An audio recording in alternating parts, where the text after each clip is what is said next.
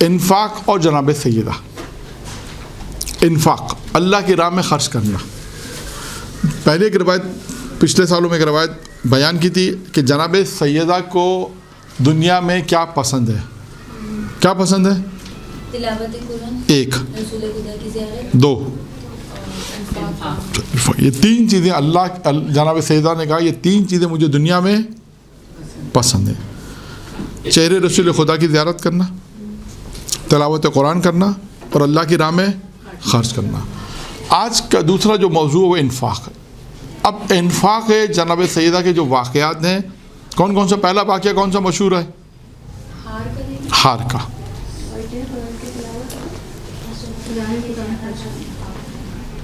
ہار کا واقعہ کون بیان کرے گا؟ آپ لوگوں نے پڑھا ہوا مجلس میں؟ ہاں پڑھا تھا. کیا ہے واقعہ؟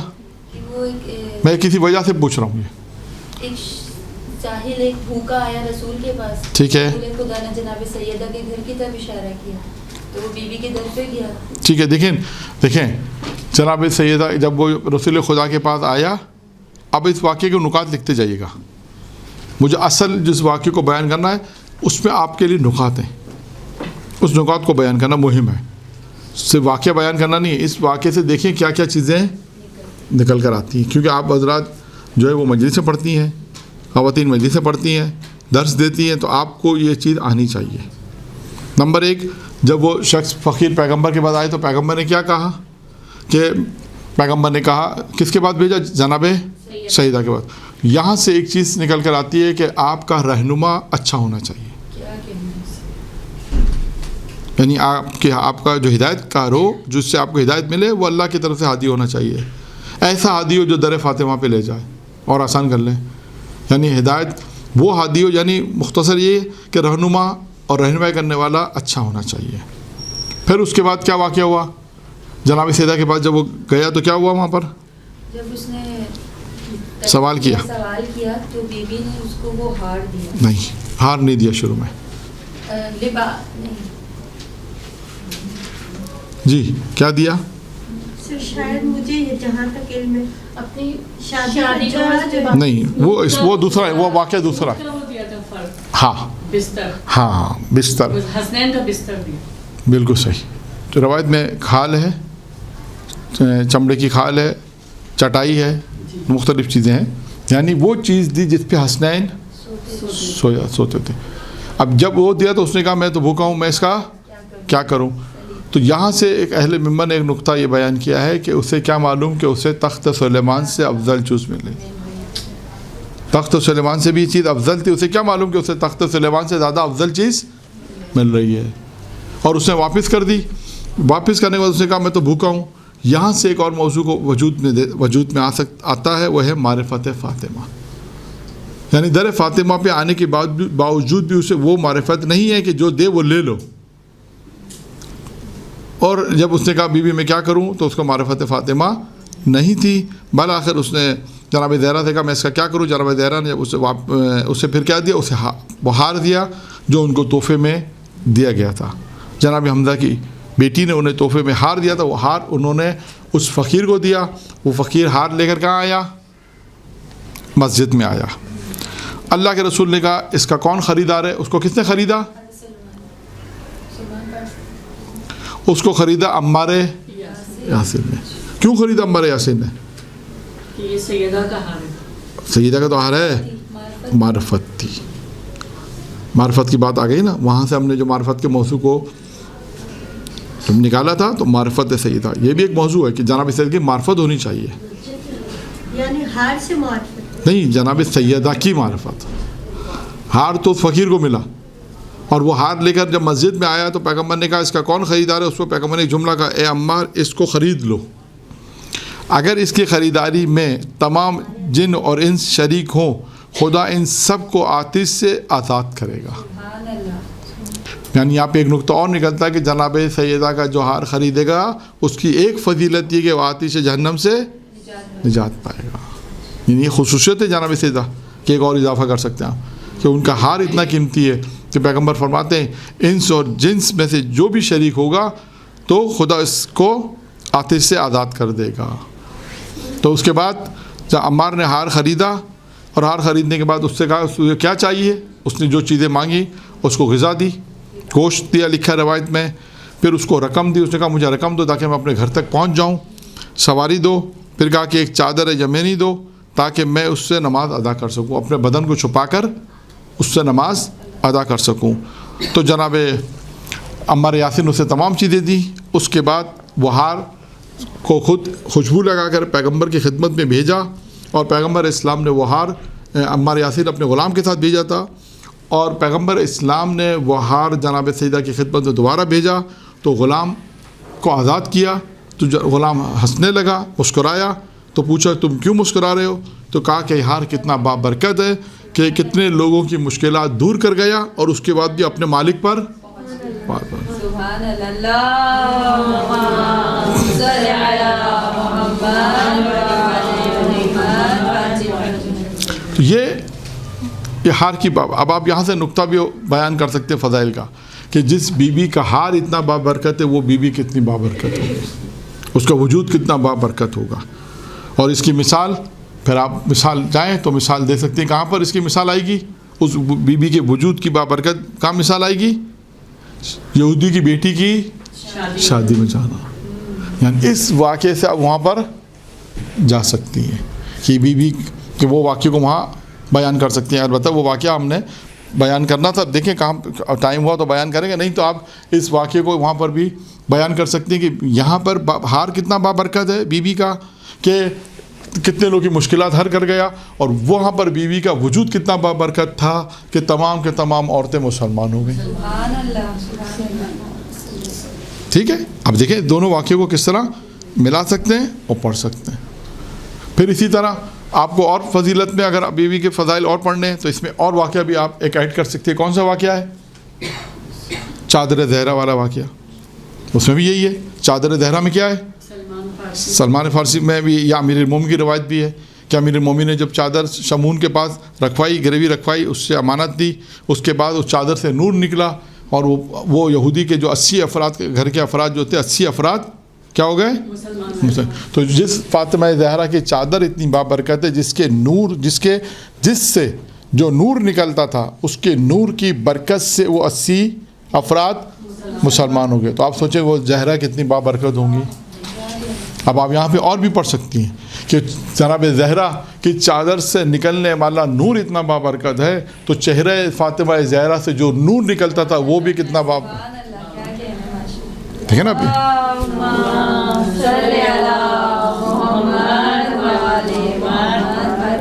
ایک اور واقعہ ادھر اٹیچ کر سکتے ہیں, چہرے سے جو نور نکلتا تھا, تو وہی اسی کے بعد آ گیا نا. اسی آپ نے ایک واقعہ پڑھایا تھا نا کہ جب فرشتوں کے لیے جو ہے اللہ تعالیٰ نے اندھیرا کر دیا تھا تو پھر وہ کنور کی صورت میں وہ دوسرا واقعہ ہوا. اب یہاں سے جتنے واقعے چہرے والے ہیں نا, جناب زہرا کے چہرے سے نور والے واقعات وہ پڑھے جا سکتے ہیں.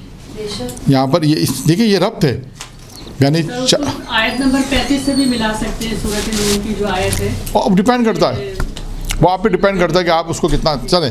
تو صرف دیکھا آپ نے کہ ہم اس واقعے سے ابھی ہمارا واقعہ ابھی ٹائم ہے پورا, تو ہم ہار والے واقعے پہ بھی ہم تھے, اور ہار والے واقعہ انفاق تھا. ابھی موضوع ہے جناب سیدہ اور انفاق, ٹھیک ہے نا. اس انفاق میں کتنی بابرکت تھی, یعنی ہار کتنا بابرکت تھا کہ جناب سیدہ نے ہار اپنا انفاق کیا لیکن وہ واپس ان تک پہنچا, اور اس کی کیا برکتیں تھی. اسی برکت سے ہم وجود سیدہ پر گئے, وہاں پہ یہودی کی بیٹی کی شادی والا معجزہ آپ پڑھ سکتے ہیں. پھر جناب سیدہ کی چادر کا نور پر آ گئے. یہاں پہ بھی یہی تھا کہ وہ نور جس جناب سیدہ کی چادر سے نور اتنا ساتر ہوا کہ وہ 80 یہودی مسلمان ہو گئے. تو یہ واقعات کو اس طرح ہم جوڑ کر پڑھ سکتے ہیں. اب آتے ہیں آگے ایک اور تام والا واقعہ, انفاق. ابھی ہماری گفتگو انفاق میں. دوسرا انفاق کا کون سا واقعہ مشہور ہے؟ کون سا واقعہ منفوق ہے؟ روٹی.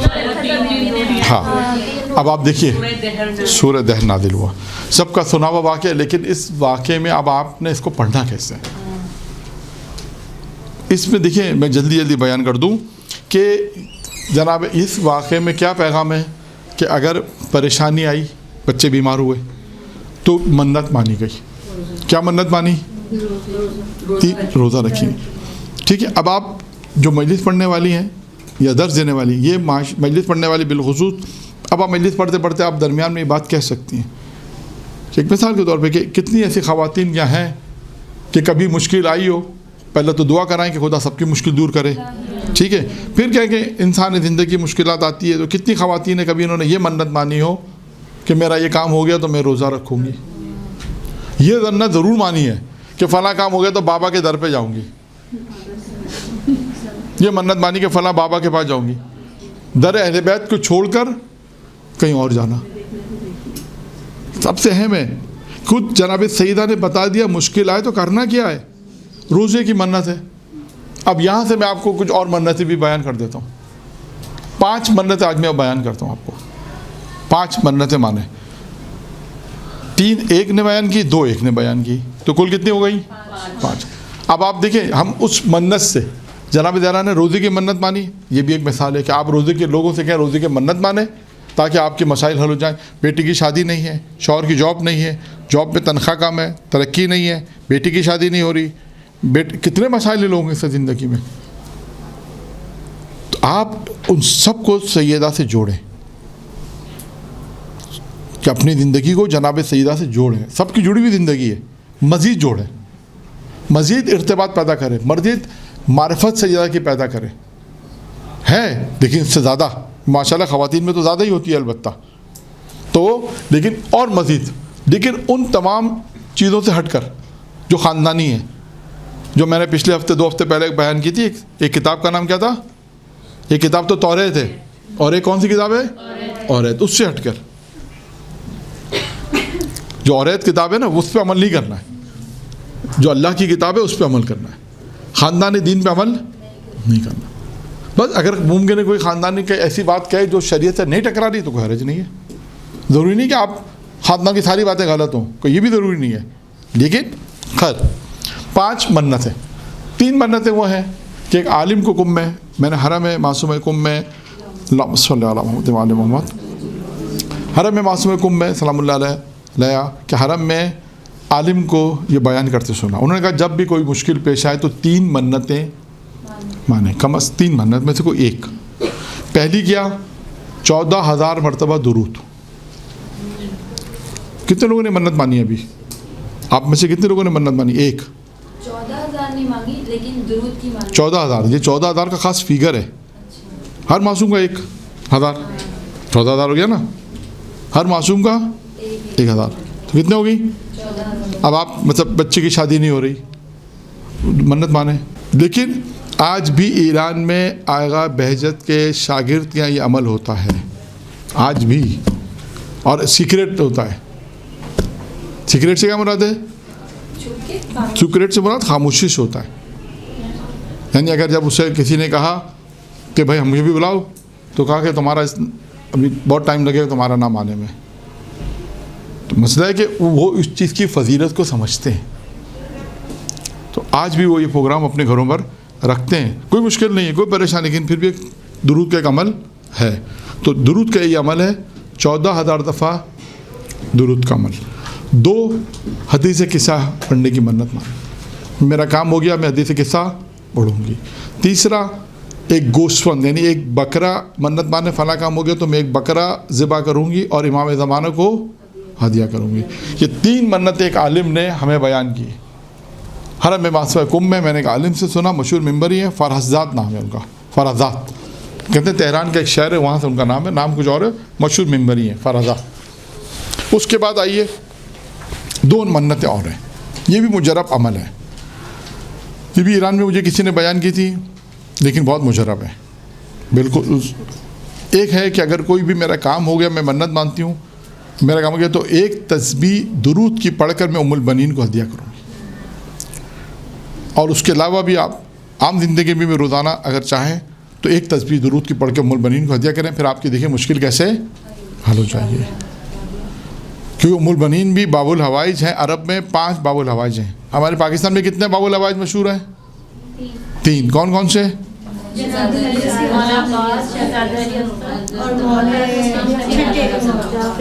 نہیں، مجھے ابھی تک کوئی سمجھ میں نہیں آیا. سب نے اتنا بولا ایک ایک کر کے جی.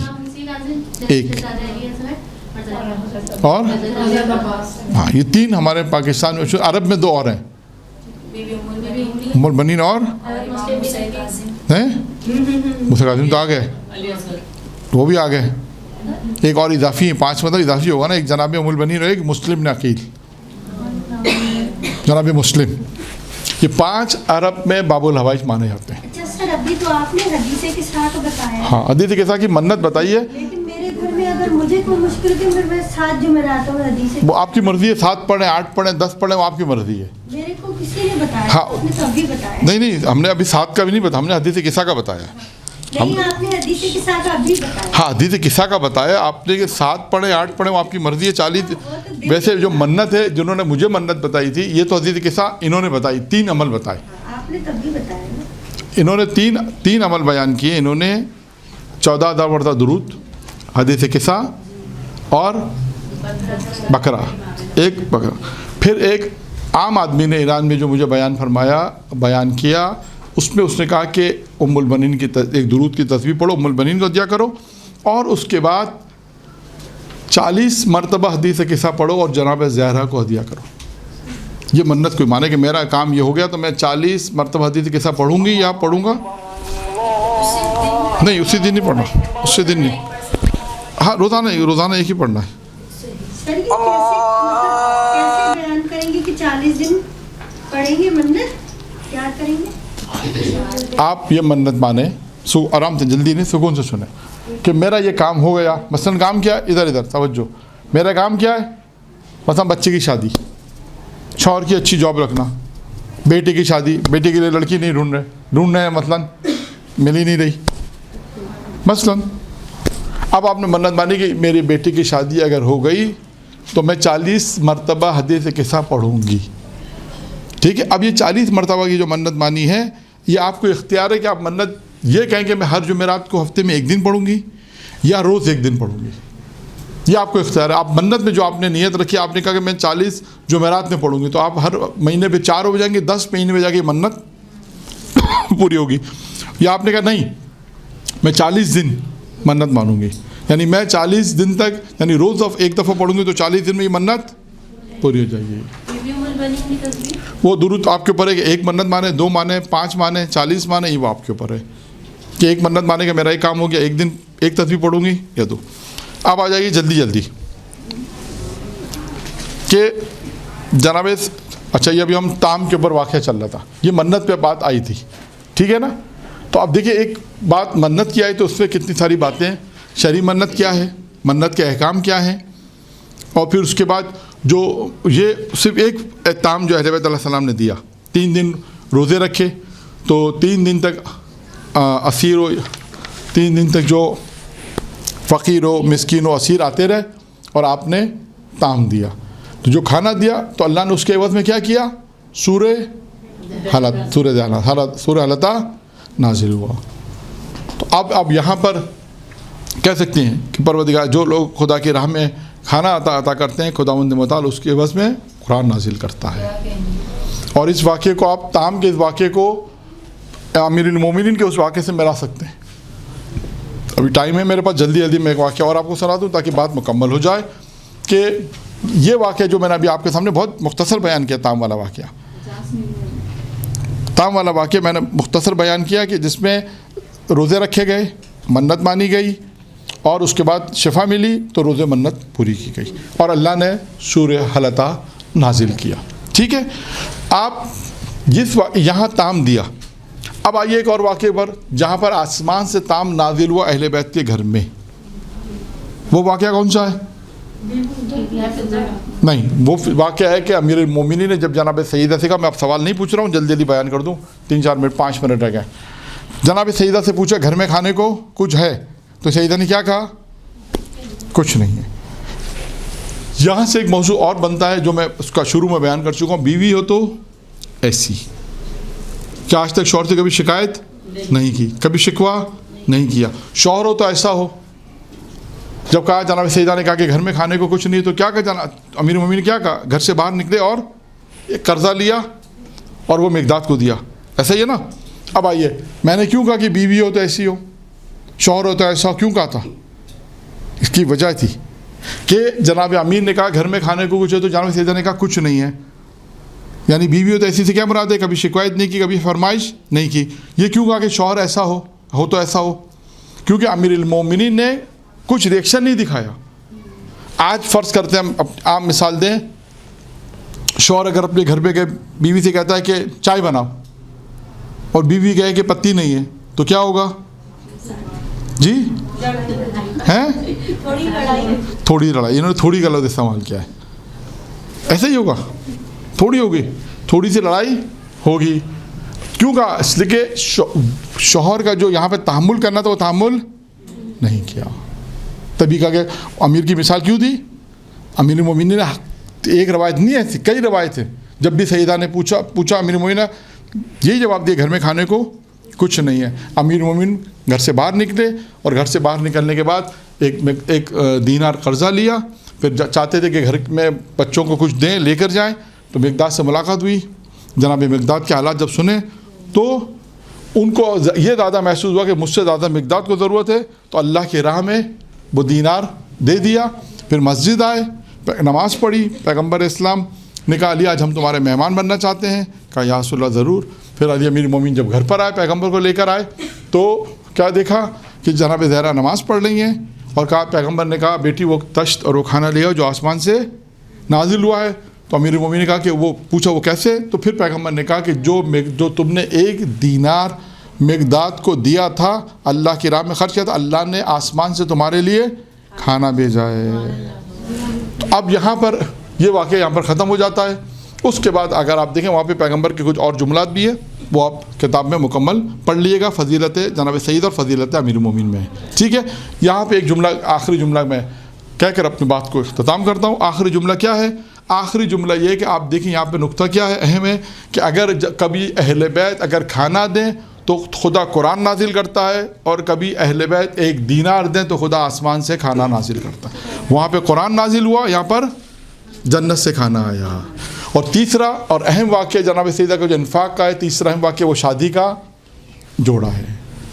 شادی کا جوڑا ہے کہ جو جناب سیدہ نے دیا. اور وہاں پر بھی ایک نقطہ بہت اہم ہے کہ جب دیکھیے جناب سیدہ یہاں پر انفاق کیا، اللہ کی راہ میں شادی کا جوڑا دیا. جب جناب سیدہ کو خود جانا ہوا یہودی کی بیٹی کی شادی میں، جب جانا ہوا تو پروردگار عالم نے آسمان سے جنت کا لباس بھیجا تھا، اور جناب سیدہ اس آسمان کے جنتی لباس سے شادی میں شرکت کی. یعنی یہاں پر بھی یہ نقطہ بہت اہم ہے کہ جب جناب سیدہ جب اللہ کی راہ میں اپنی پسندیدہ چیز دیتی ہیں، اللہ کی راہ میں خرچ کرتی ہیں، اپنی شادی کا جوڑا جب دیتی ہیں، جب انہیں شادی میں جانا ہوتا ہے تو پروردگار آسمان سے آسمان سے شادی کا جوڑا جو ہے وہ آسمان سے نازل کرتا ہے، جنت کا لباس بھیجتا ہے. یہ پروردگار ہے.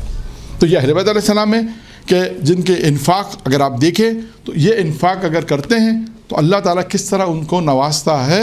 اور یہ ہمارے لیے ایک مثال ہے کہ ہم اس کا 1%، کیونکہ کمال انفاق اہل بیت علیہ السلام کی مصداق ہے، کمال اوج مصداق یعنی اس کے تمام مطابقت جو ہے وہ اہل بیت علیہ السلام 100% جسے ہم کہتے ہیں کہ اس مصداق پر ہیں. جیسا خدا چاہتا تھا ویسا انہوں نے انجام دیا. اب ہماری زندگی میں کہ اگر ہم اس کا 1%، 2% جتنا بھی انجام دے خدا اس سے قبول کرے گا.